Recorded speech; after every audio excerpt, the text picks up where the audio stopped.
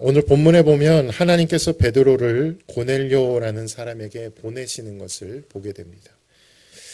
베드로가 기도하는 중에 환상을 봤는데요. 이 환상이 도대체 무슨 뜻일까 생각하고 있는데 마침 가이사랴라는 도시에서 고넬료가 보낸 사람들이 도착을 했습니다. 성령님이 베드로에게 말씀하시기를 저들하고 같이 가라. 그들은 내가 보낸 거다. 아무 의심하지 말고 같이 가라. 그래서 베드로가 고넬료에게 가게 됩니다. 여러분, 왜 하나님이 베드로를 고넬료에게 인도하시는 걸까요? 이 스토리의 전말을 아시는 분이라면 베드로를 통해서 고넬료의 가정에 하나님이 은혜를 주시려고 하시는 것입니다. 오늘 말씀을 듣는 저와 여러분의 가정에도 하나님이 은혜 주시기를 소망합니다. 은혜 주셔서 하나님을 알지 못하는 내 배우자가 또 내 자녀들이 내 이웃들이 하나님께로 돌아오는 구원의 은혜가 있기를 예수님의 이름으로 축원합니다. 이 사실 고넬료는 은혜 받기 어려운 사람이에요. 그가 은혜 받기 어려운 사람이었던 첫 번째 이유는 그는 이방인입니다. 이방인. 유대인의 입장에서는 절대로 이방인들은 은혜 받을 수가 없습니다. 오직 선택받은 유대인만 은혜 받을 수 있다고 믿었어요. 여러분, 은혜를 받는다 그러면 교회를 다니는 사람이 은혜 받아야지 교회 안 다니는 사람이 은혜를 받는 게 말이 돼요? 마치 그런 거예요. 유대인들에게 이방인이 은혜를 받는다라는 건 있을 수가 없는 일입니다. 상식적으로.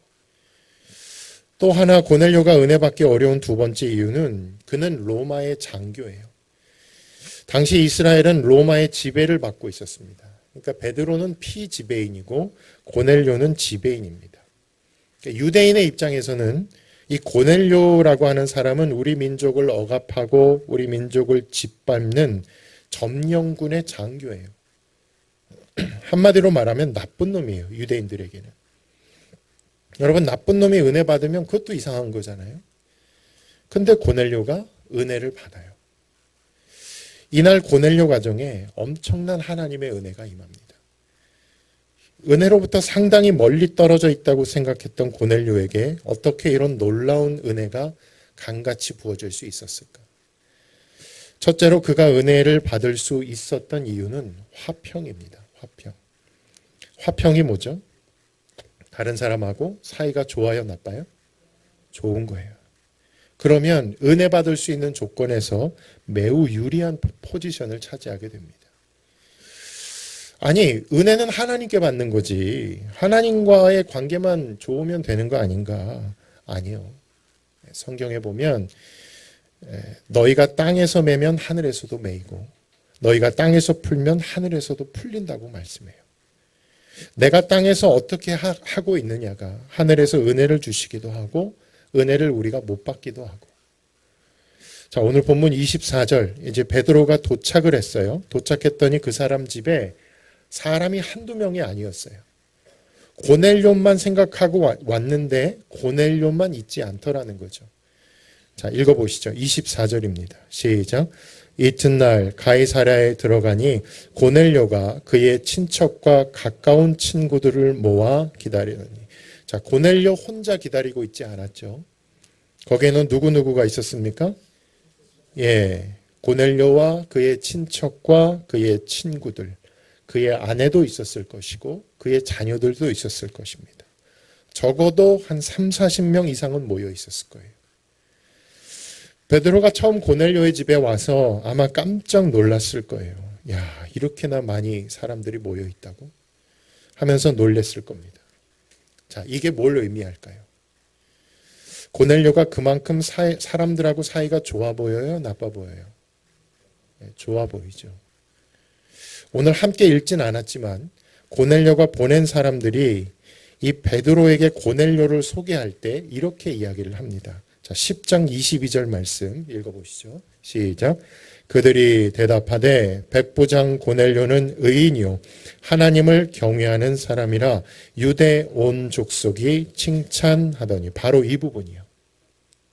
어떻게 유대 온 족속이 칭찬을 합니까?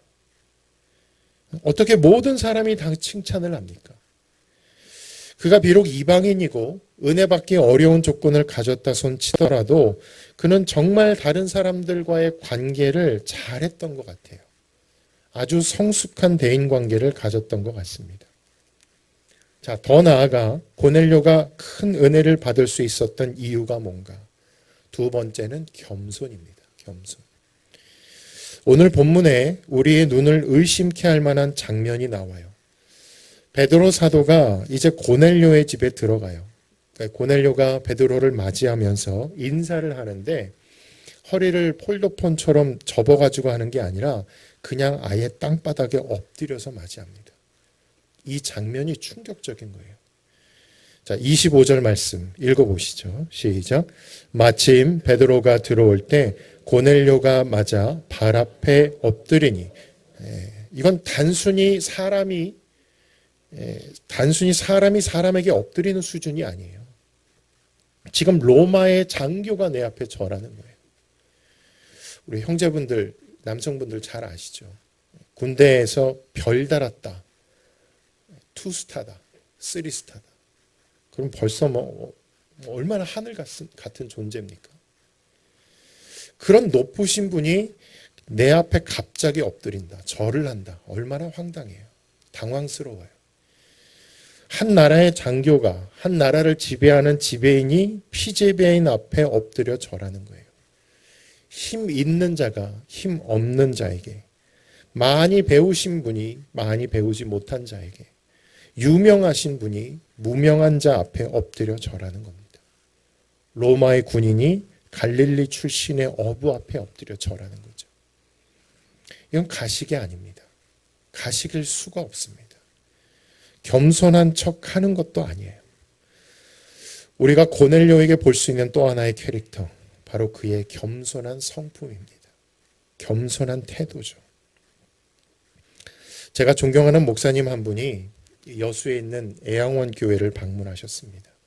애양원 교회는 한센병 걸리신 분들이 많아요. 옛날 말로 문둥병 걸리신 분들이 많습니다. 한 장로님께서 목사님께 인사를 하러 나오셨어요. 근데 허리를 숙여서 말로는 안녕하세요 하는데 손을 내밀어 악수를 청하지는 않더라는 거예요. 무슨 일인가 하고 힐끗 봤더니 손가락이 다 문드러져 가지고 진물이 나니까 그 손으로는 악수를 할 수 없어서 뒤로 숨겼던 겁니다. 그걸 알고 목사님이 기어이 그 장로님의 팔을 끌어당겨서 그 문드러진 손가락에 당신의 손을 얹어서 악수를 했다라는 이야기를 들었습니다. 여러분, 이러면 90%가 아니라 95%가 아니라 100% 은혜 받습니다. 사람이 이렇게 겸손한데 어떻게 은혜를 못 받습니까? 우리 누가복음 9장 48절 말씀 같이 한번 읽어보겠습니다. 시작. 그들에게 이르시되 누구든지 내 이름으로 이런 어린 아이를 영접하면 곧 나를 영접함이요 또 누구든지 나를 영접하면 곧 나를 보내신 이를 영접함이라. 너희 모든 사람 중에 가장 작은 그가 큰 자니라. 자, 누구를 영접한다고요? 누구요? 어린아이. 어른을 영접하는 거 아닙니다. 유명한 사람이나 힘 있는 사람 영접하는 거 아니에요. 물론 그건 영접할 만하죠. 로마의 장교 영접할 만하죠. 백부장이니까, 힘 있는 사람이니까, 지위가 나보다 높으니까 영접할 만하잖아요. 그런데 어린아이라니까요. 어린아이는 영접해도 아무런 이익이 없을 것 같은, 오히려 어린아이를 영접하면, 아까도 제가 예배 시작할 때 제일 뒤에 앉았거든요. 제 앞에 아이들, 남자아이들 4인방에 앉아있는데 가만히 있질 않아요. 박수도 막 일부러 엇박으로 쳐요. 그러니까 오히려 어린아이를 영접하면 그것이 되려 나를 성가시게 하거나 나에게 짐이 될 수도 있는, 그게 어린아이인데 그런 어린아이를 영접해 줄 수 있겠는가? 베드로는 어부예요. 학문이 없는 범인입니다. 고넬료가 점령한 나라의 평범한 시민일 뿐입니다. 그런데 그를 환대해줘요. 그를 영접하고 그를 받아들여줘요. 그게 바로 겸손입니다. 그렇게 겸손한 마음으로 나아가면 반드시 은혜를 받을 수밖에 없어요. 사랑하는 성도 여러분, 하나님과 사람 앞에 늘 겸손한 마음으로, 그래서 하나님의 은혜가 저와 여러분에게 늘 함께 하시기를 간절히 소망합니다. 자, 세 번째입니다. 어떻게 고넬료가 은혜를 받았나? 정직이에요, 정직. 진실한 태도. 오늘 본문에 베드로가 질문을 해요. 나를 무슨 일로 불렀냐? 그러자 고넬료가 이렇게 대답을 합니다. 10장 30절에서 33절입니다. 시작. 고넬료가 이르되 내가 나흘 전 이맘때까지 내 집에서 제9시 기도를 하는데 갑자기 한 사람이 빛난 옷을 입고 내 앞에 서서 말하되 고넬료야, 하나님이 내 기도를 들으시고 내 구제를 기억하셨으니 사람을 욥바에 보내어 베드로라 하는 시몬을 청하라. 그가 바닷가 모두장이 시몬의 집에 유숙하니라 하시기로 내가 곧 당신에게 사람을 보내었는데 오셨으니 잘하였나이다. 여러분, 사람은요, 원래 자기 얘기를 할 때 다소 과장을 하거나 혹은 축소를 하려는 경향이 있습니다. 특별히 자기가 뭔가 잘한 부분, 내가 좀 잘한 부분을 얘기하려 치면 꼭 MSG가 그 안에 들어가요. 그래서 우리 자매님들, 형제님들이 군대 얘기할 때 고지고대로 듣지 마십시오. 또 반대로 자신에게 부끄러운 이야기, 뭔가 좀 캥기는 부분을 이야기하려 치면 있는 그대로 얘기 안 해요. 얼버무려 버리죠. 대충 얘기하고 축소시키고 넘어가 버립니다. 그럴 수 있는 경향이 우리 안에 있을 수 있다. 나를 무슨 일로 불렀느냐? 베드로가 물어요. 그러면 좋은 기회 아니에요? 내가 어떤 사람인지를 베드로에게 어필할 수 있는 기회 아닙니까? 내가 얼마나 기도 많이 하는 사람인지, 내가 얼마나 경건하고 하나님의 음성을 듣는 사람인지, 내가 얼마나 이 백성을 위해서 구제를 많이 했는지, 내가 얼마나 칭찬받는 사람인지 유대 온 족속이 나를 알아본다고, 나 유명한 사람이라고 얼마나 말하고 싶은 게 많을 텐데 오늘 본문에 보면 모든 이야기를 아주 담백하게 끝내버립니다. 과장이나 축소가 없어요. 더하거나 뺀 게 하나도 없어요. 바로 이런 태도, 진실한 태도, 정직한 태도. 그러면 하나님의 은혜가 임해요. 성전에서 두 사람이 기도를 하고 있어요. 한 사람은 바리새인이에요. 이 바리새인이 서서 기도하는데 뭐라고 기도하냐면, 자, 누가복음 18장 11절 한번 보실까요? 같이 읽습니다. 시작. 바리새인은 서서 따로 기도하여 이르되 하나님이여, 나는 다른 사람들 곧 토색, 불의, 간임을 하는 자들과 같지 아니하고 이 세리와도 같지 아니함을 감사하나이다. 이게 지금 바리새인의 기도예요. 지금 바리새인 옆에 누가 있는 거죠? 세리. 이 세리와도 같지 아니함을 감사하나이다. 자, 세리도 똑같이 바리새인처럼 기도를 하는데 이 세리의 기도는 바리새인의 기도와는 좀 달라요. 세리는 자신의 손으로 가슴을 치면서 하나님 앞에 탄식하며 기도를 합니다. 자, 누가복음 18장 13절 보세요. 세리는 멀리 서서 감히 눈을 들어 하늘을 쳐다보지도 못하고 다만 가슴을 치며 이르되 하나님이여 불쌍히 여기소서, 나는 죄인이로소이다 하였느니라. 예수님이 이 이야기를 사람들에게 하시면서 바리새인의 기도는 거절됐다고 말씀하세요. 왜? 바리새인의 기도는 진실하지가 않아요. 나는 토색하지 않았습니다. 나는 불의하지 않았습니다. 나는 저 사람들과 달라요. 그런데 세리는 가슴을 치면서 나는 죄인입니다. 예수님은 이 세리의 정직한 기도, 솔직한 기도, 하나님, 저는 죄인입니다. 저는 문제가 많습니다. 주님, 나에게 긍휼을 베풀어 주옵소서. 주님은 그런 기도에 귀를 기울이신다는 거예요. 자, 저를 따라서 하실까요? 아버지께 참되게 예배하는 자들. 네, 우리는 영과 진리로 예배하는 것만 알죠. 근데 사실 우리 아버지께서 찾으시는 예배자는 어떻게 예배하는 사람이에요? 참되게, 다른 말로 정직하게, 진실하게 있는 모습 그대로 아닌 척, 고상한 척 그런 거 말고요. 여러분 질소를 넣지 마세요. 질소. 포테이토 칩 먹으려고 봉투를 딱 열었는데 그 안에 과자가 조금밖에 없어서 얼마나 짜증 나셨습니까? 그게 질소 아니에요? 하나님 앞에서 뭔가 빵빵하게 차 있는 것 같이, 기도 되게 많이 하는 것 같이, 되게 의로운 것처럼, 되게 경건한 것처럼 갖은 질소를 다 넣어요. 우리 하나님 앞에서는 질소를 넣을 필요가 없어요. 있는 그대로 나오시면 됩니다. 화가 나면 괜찮아요. 하나님 앞에 화난 마음으로 하나님, 저 지금 솔직히 너무 화가 납니다.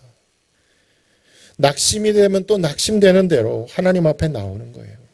진솔하게 참되게 고백하는 것이죠.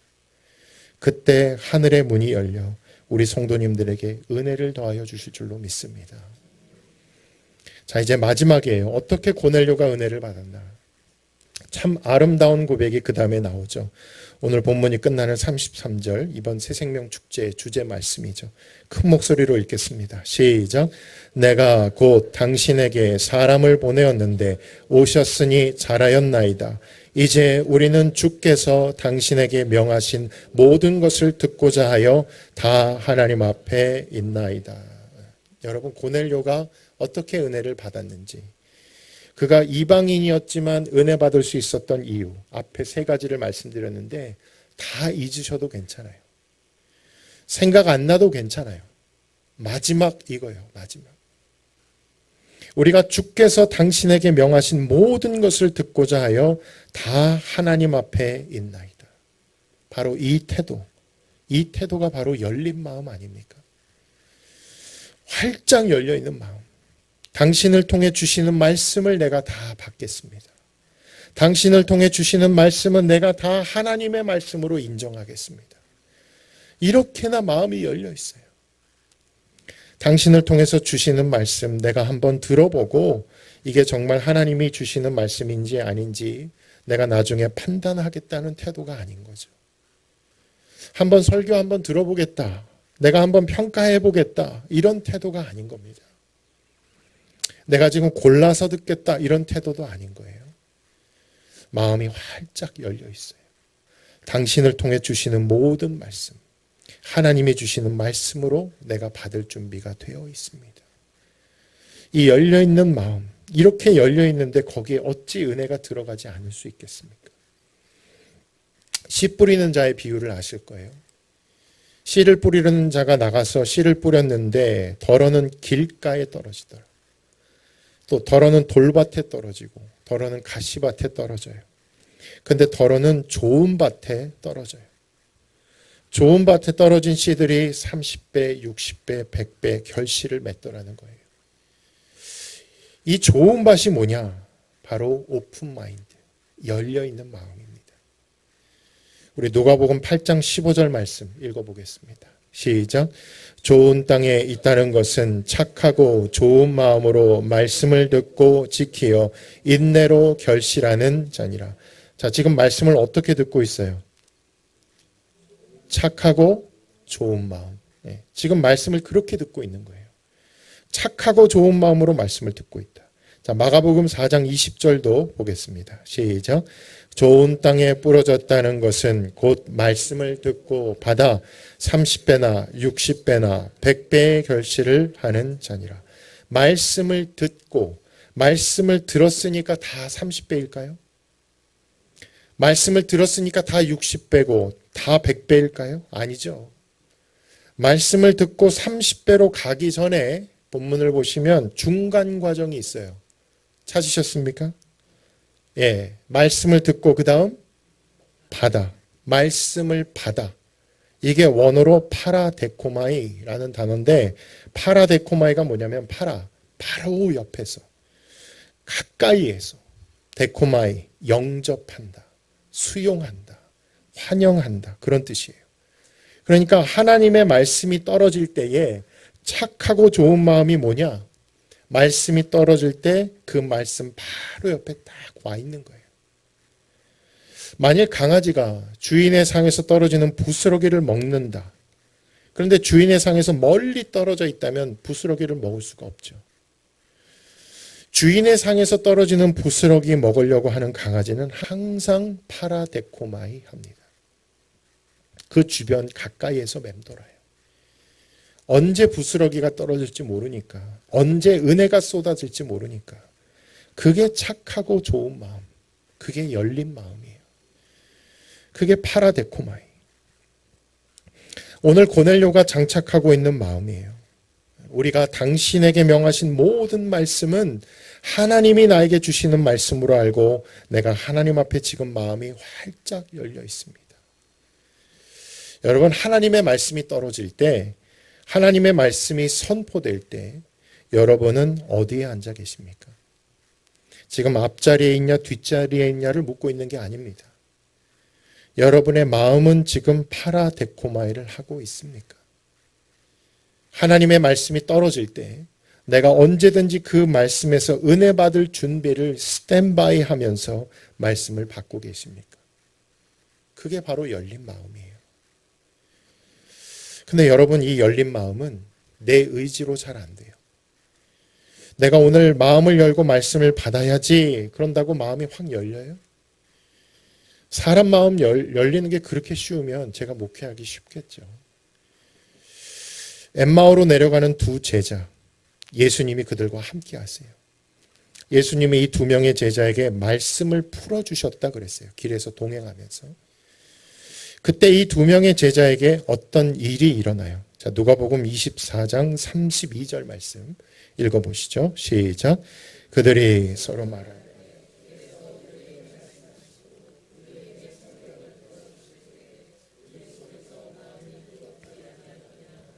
네, 우리 성도님들도 혹시 말씀을 듣다가 마음이 뜨거워진 적 있으세요? 네. 지금은 혹시 안 뜨겁다 해도 어떤 경험을 통해서 말씀을 들을 때, 말씀을 풀어주실 때 내 안에서 막 뜨겁다라는 거죠. 제자들이 지금 그걸 경험하는 거예요. 뭔가 마음이 막 뜨거워요. 어떻게 그렇게 될 수 있을까? 제자들이 마음을 열어서? 아니, 제자들은 엠마오로 내려가고 있었다니까요. 자, 성경은 이렇게 말씀해요. 24장 45절. 시작. 이에 그들의 마음을 열어 성경을 깨닫게 하시고, 여기 주어가 생략되어 있어요. 주어가 누구실까요? 예수님이십니다. 부활하신 예수님이 그들의 마음을 열어주셨어요. 그래서 제자들이 마음을 열 수 있었다. 예수님이 그 마음을 열어주셨기 때문에, 예수님이 그들로 하여금 깨닫게 해주셨기 때문에 이 엠마오로 가던 제자들이 은혜를 받고 그날 저녁에 바로 예루살렘으로 복귀해 버립니다. 사도 바울이 빨레터에 가서 여인들에게 복음을 전했어요. 빨레터에 있는 여인들이 얼마나 바쁘겠어요. 빨리빨리 이거를 빨래를 처리하고 가야 되잖아요. 물도 차가운데 겨울이었거든요. 그래서 빨리 하고 가고 싶은데 사도 바울은 거기 사람들이 모여 있으니까 그 여인들에게 가서 복음을 전한 거예요. 이 복음이 귀에 들리겠어요? 빨리 끝내고 가야지. 방망이를 막 두드리면서 귀찮은 마음이 있을 수도 있었겠죠. 근데 참 놀라워요. 거기에서 한 여인이 마음을 엽니다. 한 여인이 바울의 메시지를 들어요. 근데 그 주어가 뭐냐면 여인이 스스로 마음을 연 게 아니라 주님이 그 마음을 열어주셨다는 거예요. 자, 사도행전 16장 14절 보세요.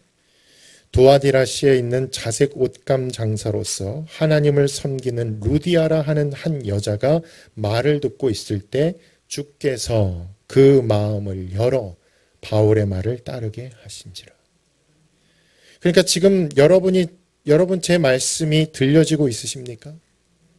지금 제 말씀이 받아들여지고 있으세요? 주님이 여러분의 마음을 열어주신 겁니다. 주님이 여러분의 귀를 열어주신 거예요. 그래서 지금 들리는 거예요. 사람이 청각이 있다고 다 들을까요? 말씀을? 아니요. 주께서 그 마음을 열어 제자들의 마음을 여니까 마음이 막 뜨거워지는 거예요. 주님이 루디아의 마음을 여니까 루디아 자매가 빨래를 하다 말고 바울의 말에 경청하는 거죠. 그리고는 어떻게 하느냐면 자기의 집을 오픈해요. 혹시 머물 곳 있냐고. 나는 여기 처음 왔기 때문에 아직 묵을 곳이 없다고. 그러면은 우리 집에 와서 묵으시라고. 그 집이 바로 빌립보 교회의 시초가 됩니다. 그러고 보니까 이방인이었던 고넬료가, 점령군의 장교였던 고넬료가 어떻게 옆에 사람들과 화평할 수 있었을까? 그가 원래 대인관계가 좋아서 그런 거예요? 물론 그럴 수도 있죠. 근데 그가 그렇게 옆에 사람과 사이가 좋을 수 있었던 것. 우리 성도님들이 옆에 있는 사람이랑 사이가 좋을 수 있는 것. 베드로를 만나자마자 그 앞에 엎드릴 수 있었던 겸손함. 베드로가 무슨 일로 나를 찾았느냐 물었을 때 그대로 진솔하게 정직하게 대답할 수 있는 고넬료의 태도. 이게 고넬료가 원래 사람이 좋아서가 아니라 어쩌면 주님께서 그의 마음을 여셔서, 주님께서 고넬료에게 은혜를 주셔서 옆에 있는 사람들, 다시 말해 친척들과 그의 가까운 친구들을 초대했을 때 그들이 그래 한번 같이 들어보자, 같이 올 수 있도록 주님께서 이미 은혜를 주신 것입니다.